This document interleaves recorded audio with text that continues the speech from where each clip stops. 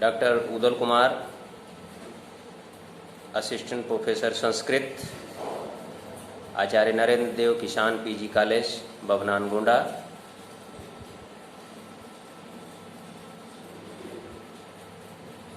काव्य प्रकाश में पिछले वीडियो में हमने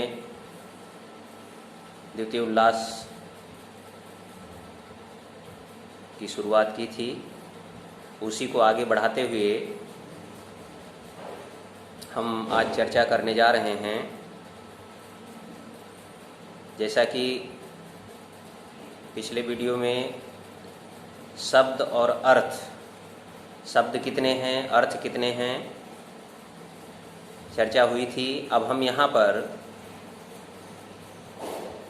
उसी क्रम में अगली कारिका तात्पर्यार्थो अपि केषुचित् के बारे में बताने जा रहे हैं। आचार्य मम्मट भट्ट ने यहाँ पर पूर्व पक्ष के रूप में मीमांसकों के मत को रखा है। शब्द से अर्थ की प्रतीति हमें शब्द वृत्तियों से होती है। शब्द वृत्तियाँ कितनी हैं, इस बात को बताने के पहले यहाँ पर आचार्य मम्मट भट्ट ने मीमांसकों से संबंधित तात्पर्य वृत्ति को पूर्व पक्ष के रूप में रखा है। तात्पर्यार्थो अपि केषुचित्, यह कारिका पूर्व पक्ष के रूप में मीमांसकाभिमत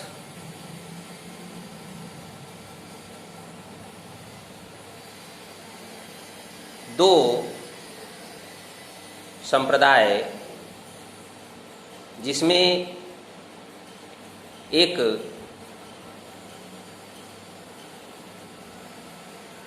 अभितान्वयवादी,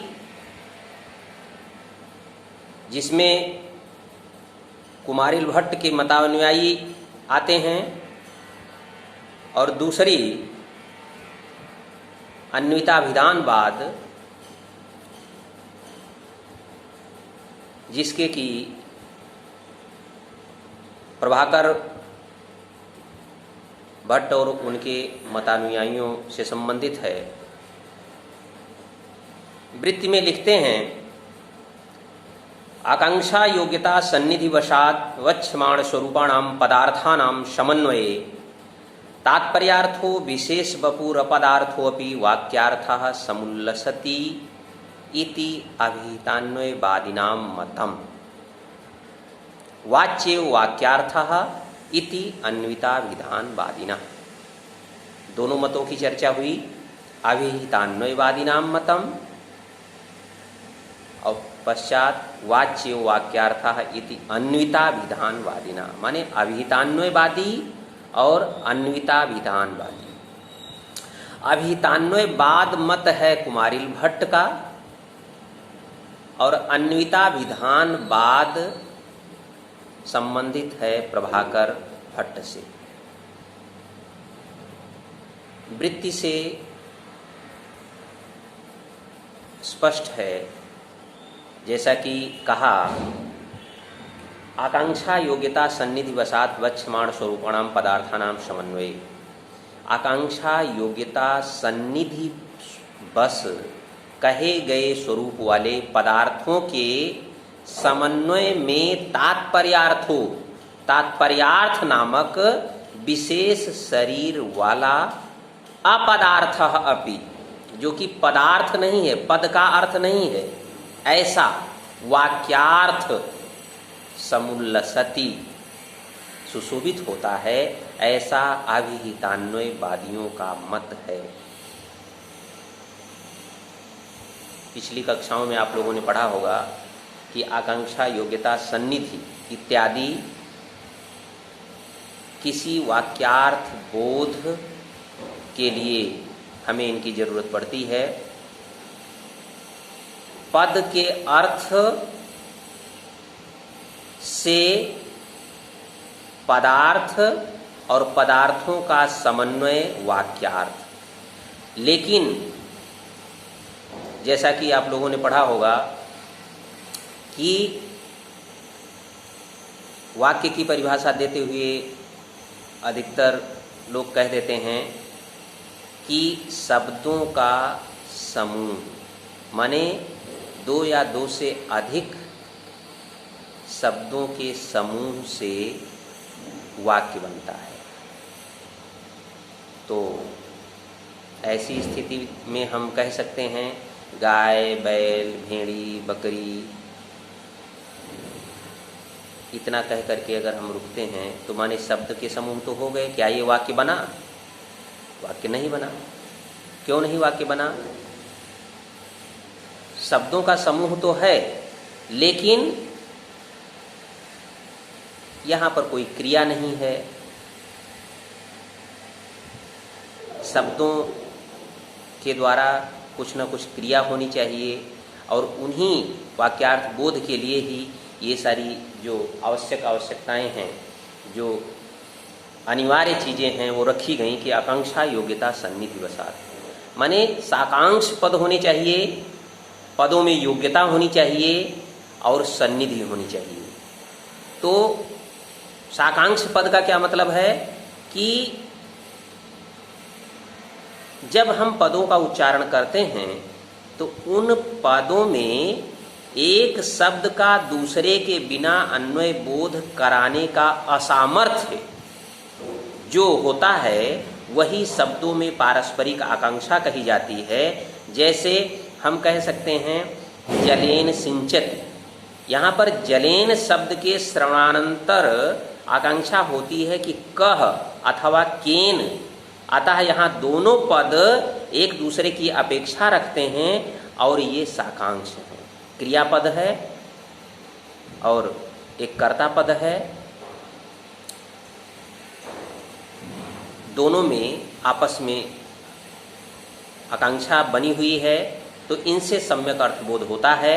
आकांक्षा के बिना शब्द समुदाय प्रामाणिक नहीं है, अर्थात उससे सम्यक अर्थबोध नहीं होता है। जैसा कि मैंने अभी बताया, गौ, अश्वाह, हस्ती इत्यादि हम अगर सैकड़ों इस तरह उच्चरित पद, सैकड़ों पदों का हम उच्चारण करते जाएं और जिसमें आपस में अगर उनमें आकांक्षा नहीं बनती है तो फिर वो वाक्य नहीं बन सकते हैं। पहली बात ये हुई, इस पर अन्य दर्शनों में बहुत विचार हुआ है। उन सारी बातों को यहाँ पर बताना संभव नहीं है। दूसरी बात जो आती है योग्यता, अर्थाबाधो योग्यता। क्या मतलब है? सम्यक अर्थ बोध के लिए एक दूसरे से अन्वय की योग्यता होनी चाहिए, पदार्थों के पारस्परिक संबंध में किसी प्रकार की बाधा ना हो। एक उदाहरण हम लेते हैं, वह्निना सिंचति, अग्निना सिंचति, आग से सींचता है। सींचना क्रियापद है, किससे सींचा जा रहा है? आग से सींचा, आग से सींचता है। तो आग से सिंचन क्रिया का संबंध नहीं है, आग में सींचने की योग्यता नहीं है। आग का कार्य है जलाना और हम उसका प्रयोग यहाँ पर सींचने के लिए कर रहे हैं, सिंचन क्रिया के साथ कर रहे हैं, जो कि अनुपयुक्त है। यहाँ पर इस प्रकार हम कह सकते हैं कि सींचने की योग्यता आग में नहीं है, तो इसीलिए कहा गया अर्थाबाधो योग्यता, अर्थात जल रूप वस्तु में सींचने की योग्यता होती है, आग में सींचने की योग्यता नहीं होती है। और इस प्रकार जो वाक्य बन रहा है वो वाक्य उपयुक्त नहीं है, क्योंकि उससे सम्यक अर्थ बोध नहीं हो रहा है। अग्निना सिंचति, ये पूर्व प्रमाणों से, प्रत्यक्ष आदि प्रमाणों से सिद्ध है कि आग जलाने का काम करती है, पकाने का काम करती है, उससे सिंचन क्रिया का संबंध नहीं हो सकता है, इसलिए यह वाक्य नहीं बन सकता है। तीसरी बात इसी में आती है सन्निधि। सन्निधि का क्या अर्थ है? सन्निधि का अर्थ ये है कि हमने आज गौ शब्द का उच्चारण किया या राम शब्द का उच्चारण किया, और 2 दिन बाद हम कह रहे हैं जाओ, या एक पेज पर हमने राम लिखा, 5 पेज बाद हम लिख रहे हैं जाओ, तो उन 2 पदों में सन्निधि नहीं बन रही है। एक का उच्चारण हमने आज किया, राम बैठा है सामने, उससे मैंने कहा राम, चौकन्ना हो गया उसने सुनने के लिए क्या कहने जा रहे हैं। तीसरे दिन आता है तो हमने कहा जाओ, माने किससे उसका उस पद का जो श्रवण के अनंतर राम के लिए कहा गया, श्याम के लिए कहा गया, गीता के लिए कहा गया, सीता के लिए कहा गया, कुछ पता नहीं है। तो सन्निधि होनी चाहिए। सन्निधि माने इमीडिएट, तुरंत हम जो भी कुछ कह रहे हैं, किसके लिए कह रहे हैं, उसको हम तुरंत जब कहेंगे अविलंब उच्चरित होना चाहिए, और जब अविलंब उच्चारण करेंगे तभी दोनों पदों में इमीडिएट उच्चारण के कारण उनमें संबंध बैठेगा, और उस संबंध के कारण वह वाक्य बनेगा। तो कहने का मतलब यहाँ पर जो 3 चीजें हैं, आकांक्षा, योग्यता, सन्निधि, इन तीनों से कहे गए स्वरूप वाले अनेक पदों के समन्वय में तात्पर्यार्थ नामक विशेष शरीर वाला एक वाक्यार्थ सुशोभित होता है। तो जाहिर सी बात है, यहाँ पर बात जो की जा रही है, हम यहाँ पर बात कर रहे हैं शब्द से अर्थ निकलने की प्रक्रिया और चर्चा कर रहे हैं वाक्यार्थ की। तो आचार्य मम्मट भट्ट इसी बात को यहाँ कहते हैं कि तात्पर्यार्थो जो हम कह रहे हैं कि तात्पर्या जो शक्ति है, वो तो इसी बात से स्पष्ट है कि वो वाक्य की शक्ति है, वाक्यार्थ उद्भासित हो रहा है उससे, तो वो शब्द की शक्ति हो ही नहीं सकती है। और इसी बात को इसीलिए यहाँ पर पूर्वपक्ष के रूप में आचार्य मम्मट भट्ट ने पहले रख दिया कि 3 शक्तियाँ होती हैं, 3 शब्द हैं, 3 अर्थ हैं, और 3 ही शब्द शक्तियाँ होती हैं। तात्पर्या नामक शक्ति जो विशेष रूप से मीमांसकों को अभिमत है, मीमांसक लोग मानते हैं, वो हो कायदे में शब्द की शक्ति नहीं है, वाक्यार्थ उद्भासित हो रहा है उससे, वो वाक्य की शक्ति है। इसीलिए कहा अभिहितान्वयवादिनां मतम, ऐसा अभिहितान्वयवादियों का मत है। अभिहितान्वयवाद शब्द को जब हम तोड़ेंगे, अलग अलग करेंगे, तो अभिहित अन्वय, अभिहित का अन्वय, अभिहित माने अभिधा से बोध्य, अभिधा से बोध्य। अभी आगे शक्तियों की चर्चा जब होगी तो उसमें 3 शक्तियाँ बताई जाएंगी, अभिधा, लक्षणा, व्यंजना। तो सबसे पहली शक्ति अभिधा है। अभिधा से हमको किसी भी शब्द का अर्थ मालूम होता है, संकेतित अर्थ जो होता है वो वाच्य अर्थ होता है, अभिधा से बोधित होता है। तो ऐसी स्थिति में जो हमको अभिधा से शब्द का अर्थ मिला, उसका अन्वय तात्पर्या शक्ति करती है। तो इस प्रकार तात्पर्या शक्ति समस्त पदों को अन्वित करके एक वाक्य का अर्थ बनाती है, उससे वाक्य का अर्थ उद्भासित होता है। तो जाहिर सी बात है, यह अभिहितान्वयवादियों का जो ये मत है वो हो तात्पर्या शक्ति के रूप में जो वो अपना मत प्रदर्शित कर रहे हैं, वो स्पष्ट है कि वो हो वाक्य का अर्थ उससे उद्भासित हो रहा है, तो ये वाक्य की शक्ति है, वो शब्द की शक्ति नहीं है। तात्पर्या शक्ति अभिधा से बोधित जो पदार्थ हैं, जो पद का अर्थ है, उस पदों के अर्थ को अन्वित करने का कार्य करती है।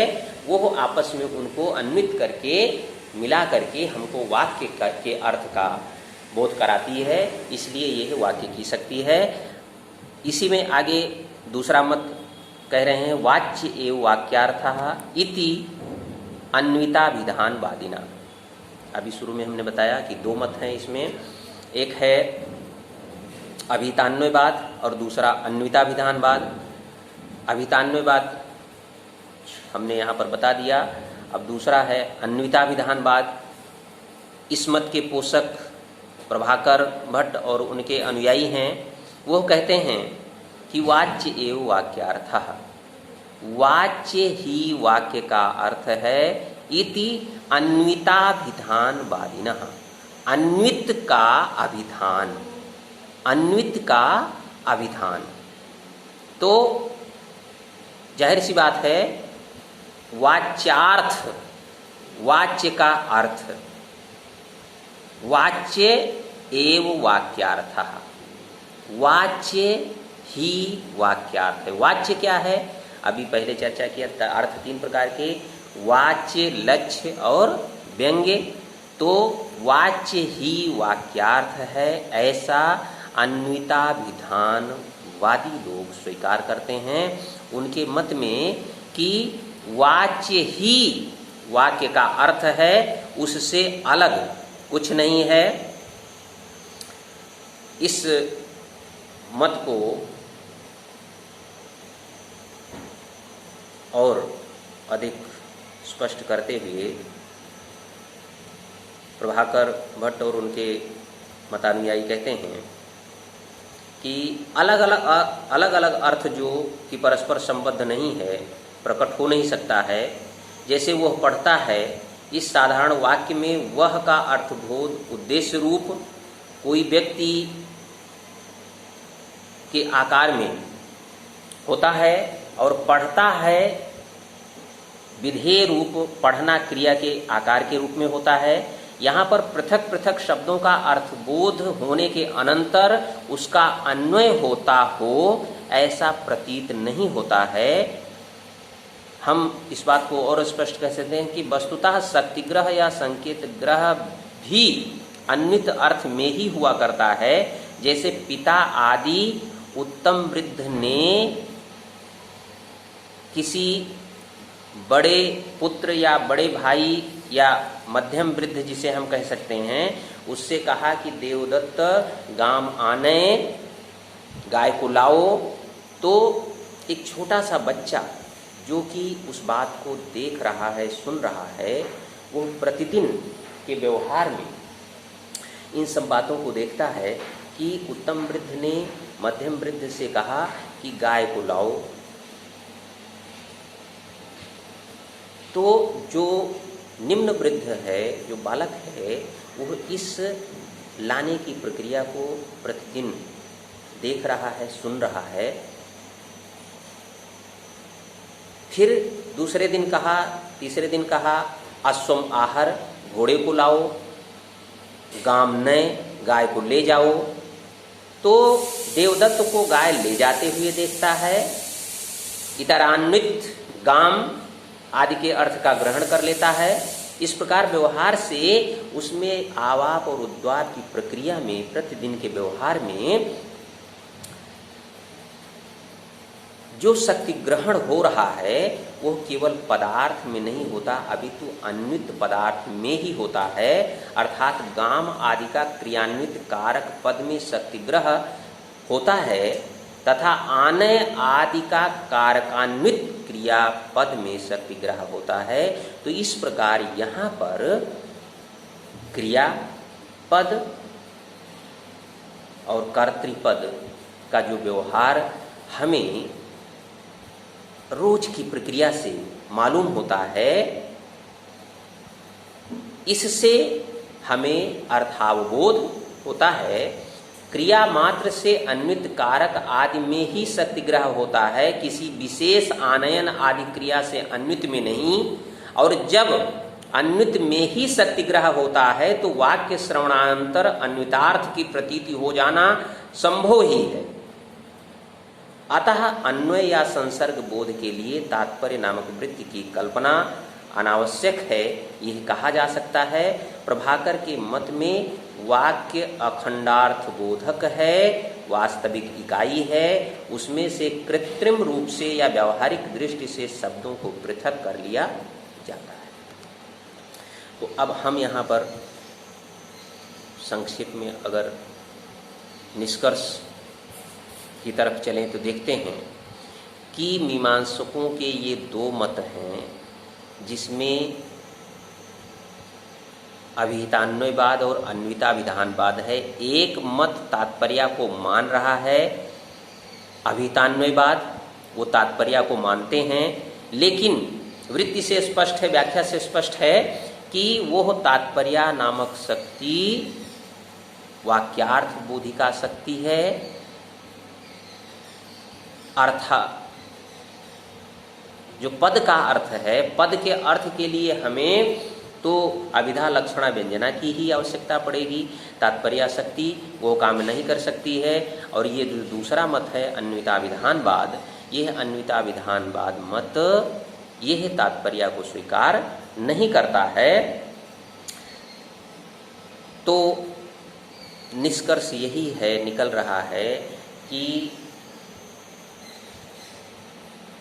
यदि हम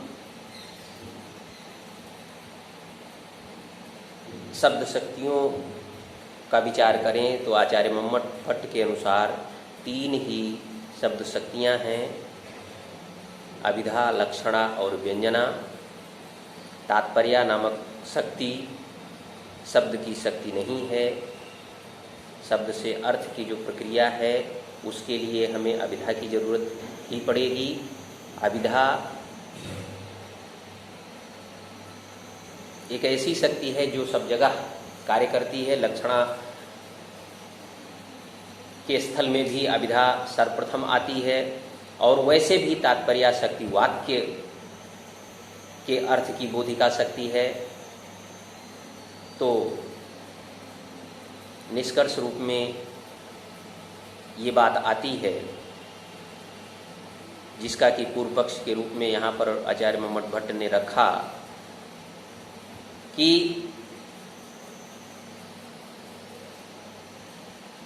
शास्त्र का नियम भी है कि पूर्व आचार्यों ने जो भी बात कही है वो क्या सही है क्या नहीं। तो मीमांसकों के मत को, जो कि पूर्व में सत्य के रूप में व्याख्यायित हो चुके हैं, मत को पूर्व पक्ष के रूप में रख करके आचार्य मम्मट उनका खंडन करते हैं, और उसके पश्चात अब अपने मत को रख करके फिर उसका व्याख्यान प्रस्तुत करते हुए उसकी सार्थकता, चरितार्थता को अच्छी तरीके से बताएंगे। यहाँ पर फिलहाल निष्कर्ष रूप में उन्होंने ये बताया कि तात्पर्य नामक शक्ति वाक्यार्थ बोधिका शक्ति है। वो हो मीमांसकों में भी दो रूप से जानी जा रही है। एक पक्ष है कि जो नहीं मानता है, एक पक्ष है उसको मानता है। तो इस बात से यहाँ पर स्पष्ट हो जाता है कि अभिहितान्वयवादियों का यह मानना कि तात्पर्य शब्द की शक्ति है या शक्ति के रूप में है, वो नितांत असंगत है। शब्द की शक्ति के रूप में तात्पर्य को नहीं माना जा सकता है। और शब्द शक्तियाँ मुख्य रूप से तीन हैं, अभिधा, लक्षणा और व्यंजना। तो विद्यार्थियों इसको फिर से आप लोग पढ़ना। धन्यवाद।